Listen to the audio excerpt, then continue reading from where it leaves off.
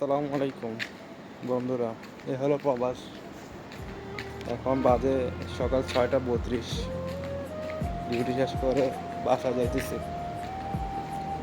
বাসা যাওয়ার আবার 2-3 ঘন্টা ঘুমানোর পরে আবার কাজের টেনশনে আবার ঘুম ভেঙে যাবে। এটাই প্রবাস। তারপরও প্রবাসীদের ফ্যামিলিরা বুঝতে চায় না যে প্রবাসীরা এত কষ্ট করার পরেও দেশে গিয়ে শান্তি পায় না। এটা ওইটা নিয়ে প্যারায় ভুগতে হয়।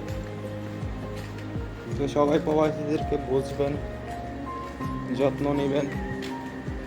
প্রবাসীরা হলো প্রত্যেকটা ফ্যামিলির একটা গাছ, যে গাছটা না থাকলে ফ্যামিলির আরও যে মানুষগুলো থাকবে ওদের অবস্থা খারাপ হয়ে যাবে। বন্ধুরা, সারা রাত ডিউটি করে সকাল হয়ে যেতেছে, এখন বাসা যেতেছি। আবার ডিউটি সময় হইব,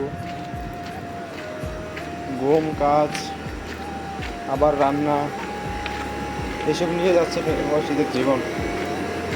সবাই দোয়া করবেন, ভালো থাকবেন, সুস্থ থাকবেন। আল্লাহ হাফেজ।